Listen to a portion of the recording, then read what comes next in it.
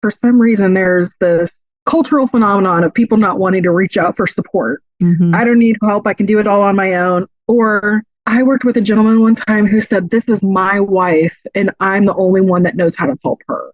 And that is the most precious, that comes from such a good place. But you also know that this disease is too big and chronic illness needs 24-hour support. And one person can't do that and take care of themselves appropriately. Welcome to Aging in Style, the podcast dedicated to celebrating aging and what it takes to do it well. I'm Lori Williams. I'm a certified senior advisor and senior housing expert. In each episode, you'll learn stories of older adults who are thriving in their 70s, 80s, 90s, and in some cases in their hundreds. Whether you're an older adult or the child of an older adult, this podcast is filled with insightful resources, organizations that are doing incredible work, and stories that will inspire you to volunteer, learn, and who knows, maybe even skydive in your golden years. Hi, welcome to today's episode of Aging in Style. Today we have Megan Rowe with the Alzheimer's Association back with us. We've had several interviews with Megan covering all kinds of topics, and she's just wonderful. So we're so glad to have her back again. Today, we are going to be talking about caregiving because November is Family Caregiver Month. And so we felt like that would be a great topic to share, not only if you have a loved one who has dementia or Alzheimer's, but for any kind of an illness or disability. I share some things myself about my journey with my husband since he had his 4 strokes and being a caregiver, and just, we just have several tips that we do want to share just to make things a little easier for families who are caregivers. Now, let's welcome Megan to the show. Hi, Megan. Thanks, Lori. It's always great to be here with you. And we are going to be talking about November, which is National Family Caregivers Month, which honestly, I think caregivers need a shout out every month for the work that they do in their homes for their loved ones. So this year's theme is caregiving around the clock. But again, that could apply to really every day. So Caregiver Month is through the entire month of November, and it's really to help recognize those family caregivers and friends that spend their life taking care of loved ones with some kind of chronic illness. And today we're going to be talking about kind of the impact on caregivers of those care of loved ones with dementia or Alzheimer's disease. Many of the things that you'll hear today parallel with other family members that may be taking other conditions. Lori, what's interesting to me before I get into all these facts and figures is that a lot of times people don't identify as a caregiver. They're just, I'm a daughter, I'm taking care of my mom, it's my duty, this is my family, we're taking care of family, this is what we do. They don't identify as a family caregiver that maybe we're talking about here. Have you seen that in the things that you've done in your professional career? Yeah, I have. And I can say, personally, since, becoming caregiver for my husband, initially it was hard for me to wrap my mind around and actually say I'm the caregiver. So it took me probably a good 6-7 weeks into it of actually having him home, even though I was the caregiver from the moment he had his strokes. I've been his caregiver, but having him actually home, it took me, like I said, 6-7 weeks to I'm like, okay, I am his caregiver, and I can actually wrap myself around that phrase. Yeah. So a family caregiver can be anyone who is the primary person to care for someone, whether they're in your home or in a care facility. But it also is other people within the family unit. Maybe it's a sibling or a brother or someone that is involved in the care somehow, but could be long distance, could be not living in the home, could help out in other ways, but still may have some emotional tie to supporting someone. And that can be heavy on any caregiver's shoulders. So today we're going to talk a little bit about all the caregivers and kind of what they go through during their caregiving journeys. So in the 2003 Facts and Figures report that the Alzheimer's Association publishes, there was $340 billion worth of care provided by family members and other unpaid caregivers which is a wild amount of money for anyone if you really start to consider how much work these caregivers are doing. So really what that translates to is that the work you provide, if you were in a paid profession to do this, it would be $340 billion worth of care from these family caregivers. It's an incredible amount of work. And I hesitate to say the word burden because it's not an intended burden. It's just a weight that's placed on the family unit. So 83% of the help provided to older adults in the U.S. comes from family members, friends, and other unpaid caregivers. Nearly half of all caregivers who provide help to older adults do so for someone living with Alzheimer's or another form of dementia. So that is a lot of caregivers are seeing an impact from some form of dementia. But who are the caregivers? Have you ever really thought about who are these primary caregivers that are providing support? So about 30% of caregivers are over the age of 65. So we're talking about an older population that is already qualifying for their own Medicare coverage and wellness visits and may have their own health conditions going on that they need to care for, which can really complicate things because as we always talk about, if you can't take care of your own health, you're going to be able to take care of someone else's health, right? And Lori, we were talking about that earlier. It's so hard when you're in it and you're living it to recognize when it's affecting you or impacting you in a negative way, whether it's your well-being, your emotional health, or even your physical health. And that's so true because even having worked, like I have 17 years in senior living and giving this advice to people all the time about take care of yourself and know this, when you're in it, you don't see it. And I shared with you that one of my friends had to say, I'm worried about you. You need to get some help with your husband. And it's funny because like I'll say I have a caregiver for Mark who comes in 3 days a week to help with showering and stuff. But then, when I call her the caregiver, I'm not thinking of myself as a caregiver. I just realized this, but I am like the primary caregiver. Our son is a caregiver too. And I haven't really called him that. I just always say Chris helps me so much. But you know what? Chris is a caregiver also. I just realized that as we were talking. Yeah. And there's paid caregivers, like you're saying, where they can come in and support respite for you or care needs for your loved one. It helps take a little bit of the daily tasks off when you can include multiple caregivers to help the family. It really helps carry the load or the weight amongst more people. It does.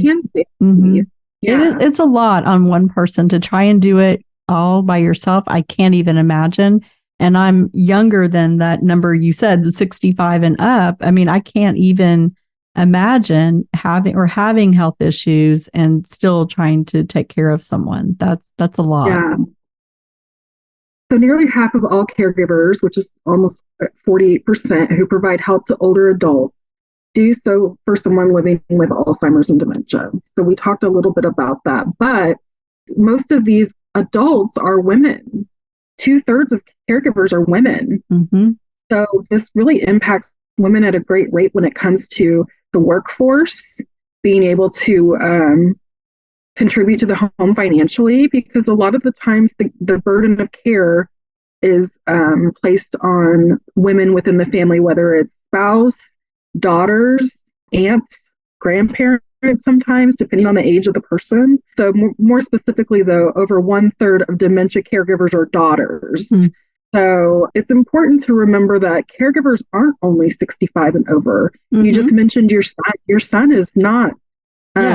He's 27. He's 27. So having a younger caregiver, it's important to provide this relief as a family to each other. Well, the other thing that you mentioned, about being, either a daughter or a spouse or, someone who was under 65 is that, a lot of times we're still working. And so these daughters are still working and being a caregiver, a spouse, and, I'm still working. And I had shared something on Facebook recently that I've had several people say to me, why are you still working?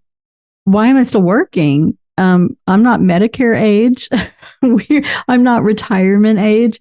it was kind of shocking to me that, several people would, well, one, say it to me, but two, think it through before you say something like that to someone, because, I still have to pay for insurance. I still have a kid in college, and that's the way it is for a lot of caregivers, especially if they are, in the sandwich generation where they're caring for a parent, they're caring for their young children, and they're still working, because so many have all of that put on them. Yeah, I'm so happy that you shared that, because it goes back to this kind of assumption that women in our community or our society are the burdens of care and do end up stepping away to be able to provide care. But that's a very, lucky place to be if you can be able to do that. But not everyone can. And work still has to happen, and finances, and Alzheimer's and dementia or other chronic illnesses, they're very expensive to take care of and manage. And especially when you're not Medicare age, you have to be able to provide insurance for your family. Yeah. So it is a very complex issue. And unfortunately, a lot of women are impacted within their careers because of an illness in their family. So it's an assumption. I'm sure it's not ill-intentioned or anything like that. It is kind of surprising. It is. It goes back to the assumption of care for women. Yeah. And you speak to the sandwich generation, which I'm so glad you bring this up, because they're the hardest people to find. I know how to find seniors to support education and provide care support groups and outreach activities. But sandwich generation people live everywhere. They participate in everything. They go to games. They have children playing soccer. They have their dad living in their, guest rooms. So sometimes, and they're very busy. So you try to schedule them care for themselves or education or support for themselves, and they just don't have time. And it's such a need for this sandwich generation concept, which is, the generation of people that are still raising children, but now are also caring for aging loved ones. So they're kind of sandwiched between these two generations, but also providing care in both directions. So it can be very complicated and really complex in the management of time and priorities. So it's really important to expand your own network of support as a caregiver. And please own that you are a caregiver, because there are a lot of resources out there for you. We mentioned age, and I want to make sure people know in this podcast that the area agencies on aging everywhere, they cover the nation. They are little organizations throughout the nation. They're specific to your county, so you can look up what's local to you. But they provide services for caregivers, and you don't have to be 65 or older to receive them. If you are caring for someone with Alzheimer's disease and dementia and you're 30 years old, you still qualify for those caregiving benefits. If you're under 65 and you're caring for your loved one who has dementia and they're under 65, you still qualify for services. So make sure you're understanding and reaching out in your own community, see what's available for you as a caregiver. How does that work, Megan? Because I looked into some things that people mentioned to me that, like, my son could be paid as a caregiver. Well, in the state of Texas, what I found was he couldn't, because I make too much money. So they looked at like our finances for that. So how do these other programs work? Are they based on finances as well? Not always. A respite or getting paid as a caregiver, that's a state-specific program that probably has its own guidelines for qualifications, which sounds like financial. But every county and every state utilizes their budgets based on what's needed in their like community assessments and things like that. So whatever those communities need, or those are the services that they're going to provide. But they do other things too, like benefits counseling, assisting with connecting you to legal planning and paperwork and that kind of stuff, understanding Medicare and Medicare benefits for your loved one, which is very complicated for people who have never done anything with Medicare. So you just would connect with them directly. You would call their toll-free numbers, and they would walk you through, based on your individual circumstance, what would be available to you and your loved one. Okay. And I do know the respite stay, it's a skilled nursing for 5 days. Is that correct? So respite is a little bit different too. Again, you'll have to check with your local agency, but a lot of the agencies that we work with provide respite vouchers. So there's like a limited amount that you could use within a year. But it would basically have someone come into your home to provide respite care, however many hours a week, while the caregiver gets a break to do their own, for the doctors, grocery shopping, that kind of thing. Okay. So this is where you go onto your area agency on aging. Yes. It took me a very long time to get that, to say that more quickly. Yeah, that's a really hard one to say. Yeah, there's a website. There's like a national government website where we can send that to you and the listeners, and they just put in their zip code. Okay, great. And we'll do that. It'll connect into their local agency. Yeah. Okay, sounds good. Okay, sandwich generation. I do always want to include the younger because there is this higher instances of folks dealing with this from younger ages, especially when it comes to caregiving. You know, you don't expect to become a caregiver when you're young, and having tools to help support you through that can be very helpful. Okay, so this is an American statistic nationally, but 41% of caregivers have a household income of $50,000 or less. Wow. So that's a family household income of $50,000 or less, and that's 41% of caregivers. So you can imagine if your household income is $50,000 or less.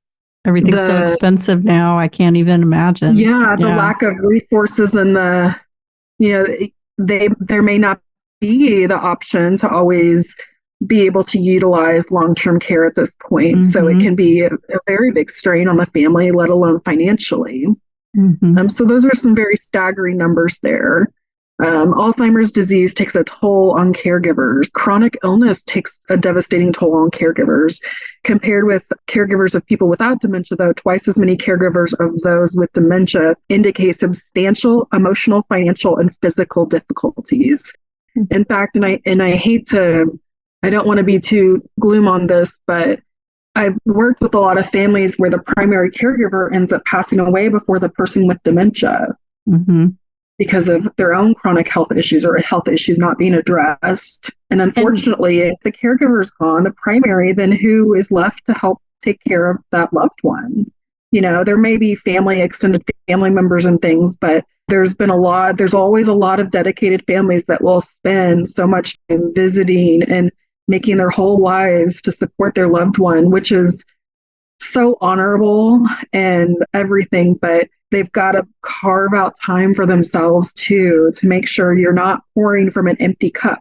Or you had a great analogy earlier, and I can't remember what it was, but I always like the pouring from an empty cup. You just can't. There's nothing there.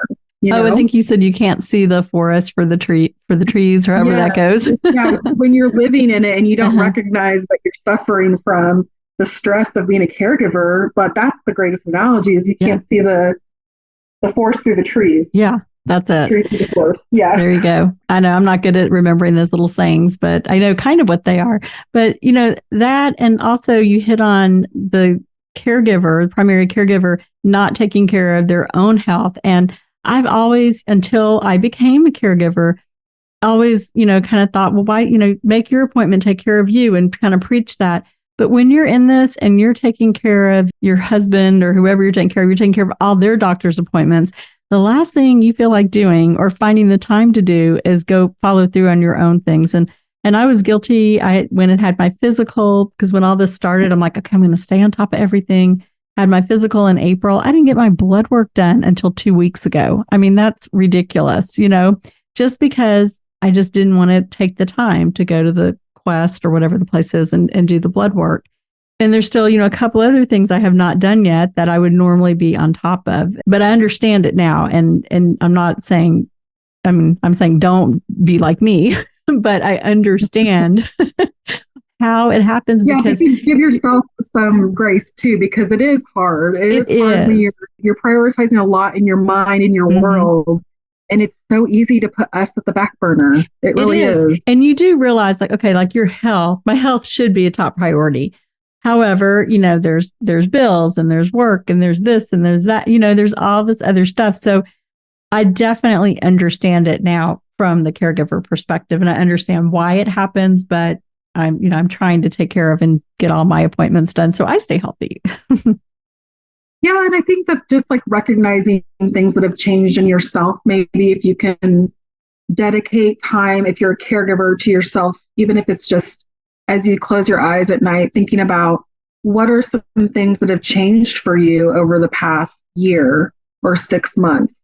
Is sleep getting worse? Are you getting enough rest? Are you getting enough sunshine? I heard not so long ago that vitamin D it's pretty common for people to be low in vitamin D. Yeah. So just making sure that you're getting out and getting sun and going for walks, especially in this nicer weather. I wish I could find it now, but this was like probably 7 years ago or something. Used to be this, are you having enough fun in your life, like survey? And it was just like circle circle the numbers and then you count up your score. But some of the prompts were like, when's the last time you walked barefoot in the grass? When's the last time you had a popsicle? When's the last time you looked at the stars in the evening and just sat outside? When's the last time you read a really good book? When's the last time, like it was all these like different prompts like that are just truly, when's the last time you've had coffee with a good friend? Just simple things that bring us joy that we may have found boring before in life when we're too busy to look at those things, but taking a break to stop to think about those things reminds me of having that innocent, the simple joys of childhood and just enjoying where you are and what you have around you and just taking time for you to reflect on that. So I would encourage anyone who's listening in that is a family caregiver to try to create a routine for themselves, even if it's once a week, to think about those things and think about making a plan to do some of those things or keeping a journal, something where you can have your own place to voice your own thoughts.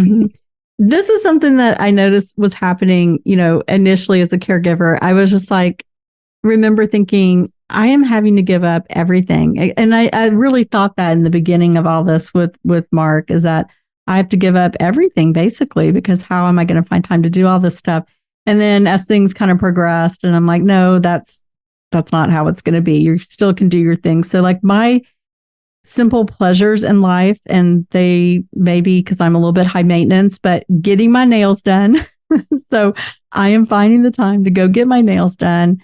I get a massage once a month and I go every Wednesday evening with my friends, and we share a bottle of wine and we have appetizers and a good meal. So those are my like guilty pleasures. I mean, those are the 3 things or 4 things that, I really have had to say, I can't feel guilty that I'm doing this or I'm spending money on this, because these are the things that I did in my normal life before everything changed.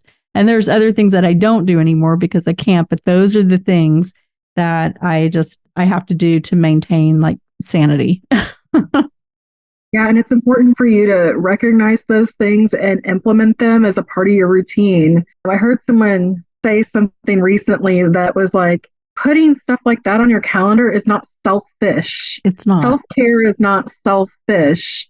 It's important for our well-being and our existence. And if we can't advocate for ourselves, who's going to do that for us, Exactly. And I did. And initially I thought, there's so much going on. I can't go get a massage every month, or I can't get my nails done. But then I'm like, you know what? I'm not going to be a very happy or pleasant person to be around. And I know this may sound kind of silly, but those are the things that I've done for years and years for myself. And, they're on my calendar, and getting my hair done, doing other things. I'm not going to just let myself go and, not do the things that bring me joy. Just because I'm a caregiver. I can still be a caregiver and do things that bring me joy too. And I think it's a hard statement to make as a caregiver. And I really see it from this side now, that it's not that we don't think we deserve to have joy, but it's just like our whole focus is on the person we're caring for. And it's hard to kind of take some of that focus off. You have to really be intentional about taking that focus off and putting some focus on yourself. Yeah, I think that's a really great word, is intentional. You have to have the intention to do that, because it's not just going to come about itself. You really have to create joy for yourself. So that's a really good point to bring up. And I also want to go back to something you said about overthinking about everything and what you can do and like being overwhelmed by the what ifs. But sometimes you have to really think about this one day at a time, because the what ifs could be anything. Yeah. And like you said, you were thinking you'd have to give up everything, but you're seeing that what life actually looks like is different. So taking things a day at a time and setting up familial support, I think, is really important. I think working together as a family to kind of navigate a new circumstance is important, to see how you can manage what's required for care, but also what else can we introduce as a resource to our family to help carry the load. And I love that you guys were able to, organize someone to come over and help you out. So that's great. That's been a big help. You're setting up a really good example of how to take care of yourself. But even if you do, it's still hard. I don't mean to make this seem like it's not hard. It is a challenge. Well, and I really see how, like I said over and over, and I say this all the time, is like, I work in senior living and I say all this stuff to people. I've said it for years and years. But when you're in the moment, it's completely different. You can't really see what's going on. The other thing I mentioned when we were talking before we started the podcast was that there are times, like, especially at night, where you're trying to go to sleep and your mind just starts taking you down the road to, the next month and the next year. And, you start going into, or I start going into a panic, and it's like, okay, I really need to keep it one day at a time. And I think that is really good advice for caregivers. Rein your mind back in. Don't go down the road into like, what is this what my life's going to look like forever? Is this, are things going to progress to the point like I have to have a caregiver 24/7 or, whatever it is? Just don't go there. Just live day by day. You'll freak yourself out and not sleep if you go down that road. Well, some people may have different triggers. So whatever's triggering your mind to go there into an uncomfortable place of concern, worry, anxiety, or fear, kind of recognize that in yourself too, so you can redirect your thoughts to something else, something more productive, a different bedtime routine maybe, or something to focus on at bedtime instead, to help, prevent yourself from really going there. Yeah. And I think that you've shared, you kind of defined that very well here. So I also recommend too that I have to plug caregiver support groups for folks listening, because no one knows what it's like to be a caregiver except for caregivers, except for people living this journey. And you would be so surprised what you could learn by having the support of a group of people behind you that have your back. I've heard concerns. There's stigma sometimes out there with joining what people perceive of support group, and especially in a group setting, because what does that look like for people in their mind? What do they automatically assume? Plus, I've heard feedback before, like, I already have a lot of issues going on. I don't want to hear about, the issues of other people. Like, that makes me feel anxious potentially. But something magical happens in these groups, because the people that are involved, they connect at a level that is just a deeper understanding than a friend or sometimes even a long distance family member. They don't know what the everyday life is, but the folks in your group would. And they not only have that emotional support that they provide, but they talk about challenges and frustrations and the anger that comes about with, how did we get into this circumstance? Yeah. And they talk about, the things that no one else could really understand, like I said, unless you're in the situation. So I'm on a couple of support groups on Facebook, and they've been wonderful. I don't go every day on them. Initially I did when, my husband was coming home, because I kind of wanted to prepare myself and see what they were saying. And, until we kind of got into a groove, things were a little upside down over here and a little crazy. And I remember one evening I realized I needed to go pick up a prescription from Walgreens for Mark. And so I asked my son to, stay with him, and I would be right back. And the minute I backed out of the driveway, I just felt like such relief and it sounds terrible, but if you're the caregiver, like, you understand this. I just felt such relief that I was just like getting out, just be by myself, not have to take care of someone or, do anything. And I got to Walgreens, and there were 5 cars ahead of me in the line. And I was so excited that I was going to have a long wait. I mean, how often do you like get excited you have a long wait? And so I was sitting there and I thought, I'm just going to put this on the Facebook group. And I put it to the caregiver group, and they were all like, oh my gosh, me too. And they were all telling their stories. My line was like 30 minutes at such and such place. I was so happy. And like, it sounds so crazy unless you're in this, but that is, I think I probably had like 100 comments on that little, like, I'm at Walgreens and I've never been so happy that there's 5 cars in front of me and all these people are just, like that. I get it.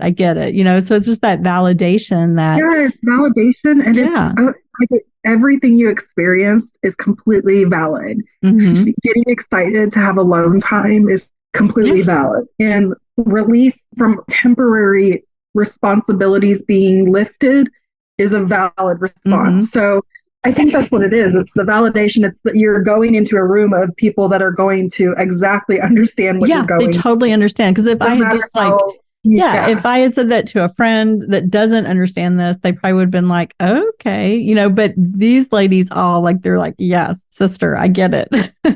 Yeah, there is a lot of value in that. So I do encourage people, even like you're saying, you found some support on Facebook, and there are a lot of groups out there on Facebook.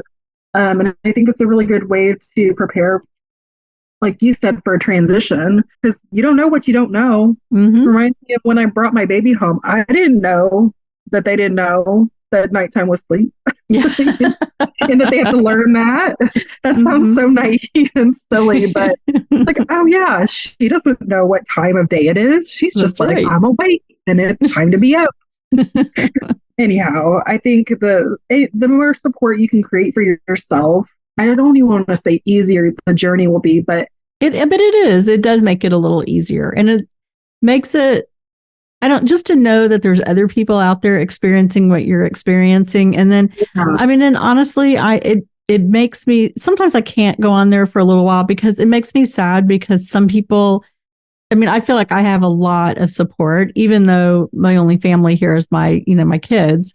But I feel like, with my son, he was able to rearrange his schedule and he can help out so much. And then with the caregiver, whereas there's some people, they have absolutely no one and they're much older and their loved one, their stroke was much worse. Maybe they're bedridden or whatever. I'm just like, I don't know how they're doing it. So sometimes it makes me a little bit sad, but it makes me thankful for what, for our situation, even though there's probably other people who are like, oh my gosh, her situation's really bad. You know what I mean? It's sort of like.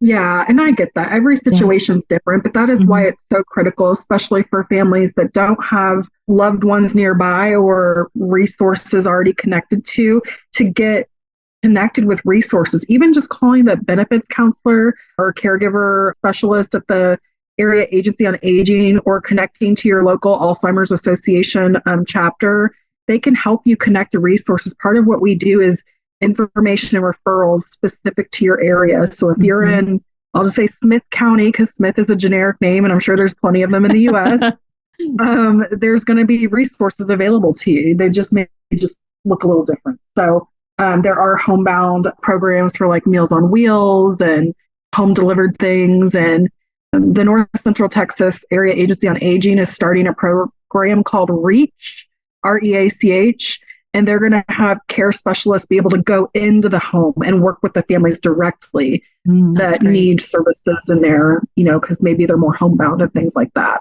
That's just one example of an additional item that they would offer. So definitely connecting to your local services and area resources. And then church communities can actually be very helpful with senior ministry and providing support and companionship.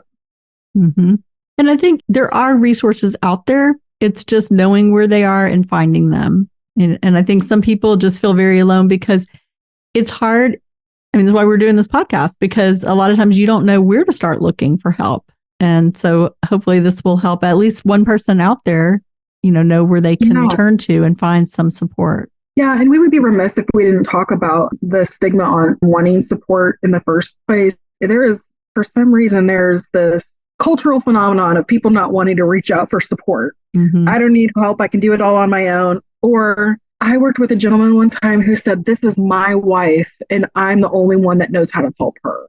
Mm. And that is the most precious, Yeah. that comes from such a good place. Mm-hmm. But you also know that this disease is too big and chronic illness needs 24-hour support. And one person can't do that and take care Mm-hmm. of themselves appropriately. So it is critical to get help and resources for yourself and for your loved one. There's no shame in it. I have also seen a lot of family dynamics of maybe perspectives of, oh, they're not that bad. What are you talking about? You don't need help. They're fine. But the only person that's going to know that is the person that's caring for them. So Mm-hmm. trust your good instincts, trust your gut, get help, reach out to information services in your area, whatever they may be, and get connected to the right people because you not need help, but deserve help. Yeah. There we go. I couldn't think of the word. You deserve help. And I don't know, is it something that people put on themselves mostly? I mean, I know, is it a cultural thing that we don't want to ask for help because we think people are going to judge us? Or is it we're putting it on ourselves that, we're going to look weak if we need to get help? What is it exactly? Kind of both, I guess. Yeah, I think it's multiple things. I think we put a lot of pressure on ourselves as caregivers. And I can tell you that exists because the amount of guilt that is associated with caring for someone and making the right choices is extremely high, or even guilty for feeling like, I'm so glad I get to wait longer in the line at Walgreens. Exactly. There's always guilt that comes with these things because you feel like you shouldn't have these feelings, but they're very valid. But again, it goes back to, you taking care of someone to the best of your capacity doesn't define how much you love them. Mm-hmm. You do what the best you can with the resources you have, and there's no shame in getting help. It's really only going to benefit your loved one to have more help ultimately. Yeah.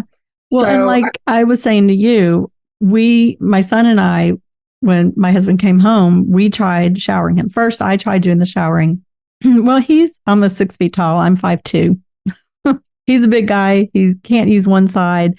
And he's arguing with me about how he wants to, get in the shower. And it was so stressful for me. And I brought my son in. And so it was kind of the same thing. And I finally looked at him and I said to my son, "Chris, is this causing you a lot of stress?" And he said, "Yes." I'm like, "It's causing me stress. We are getting someone to come shower Dad." So, and my friend had also pointed out, you need help. But that was the relief of just that. Someone coming in 3 days a week for an hour just to shower him. It was a hard conversation to have with him because, he was upset. He didn't want someone to come do it. But after she came, there was a lot of dread and I felt guilty and everything. But I knew that I was going to end up physically hurt, trying to help him, or he was going to fall and be injured even worse. And we'd be back into the hospital rehab routine, So we brought this woman in, and from the first day, it was just so much easier for everyone. And now he looks forward to her coming. But we had all those emotions too. That first, I can do this myself. And then I can't do this. I'm freaking out. And then guilt. So, I mean, you go through all those emotions, but I don't feel like it, is any reflection on me personally that I could not, shower him and that I had to bring help in. I'm glad that we recognized it and we were able to get someone to come and help.